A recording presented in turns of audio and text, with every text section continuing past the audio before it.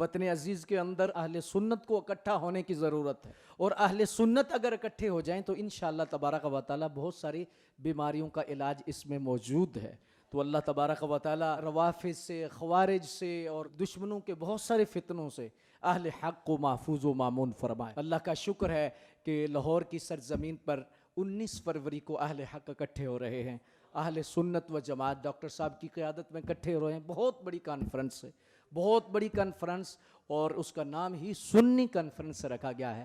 میری آپ سے التجا ہے کہ اس میں بھی ضرور شرکت فرمائیں، بہت سارا خیر آپ کو مہیا ہوگا، بڑے بڑے علماء اور اولیاء کی زیارت آپ کا مقدر بنے گی، تو اس لحاظ سے اپنا وقت نکال کر ضرور آپ وہاں بھی تشریف لے جائیں۔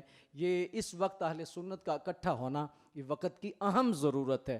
اللہ علماء حق کی خیر فرمائے، اور اس وقت جو حق کا پرچم جن علماء نے اٹھایا ہوا ہے ان علماء کی اور بالخصوص ڈاکٹر صاحب کی اللہ تبارک و تعالی خیر فرمائے، نظر بد سے محفوظ و مامون فرمائے۔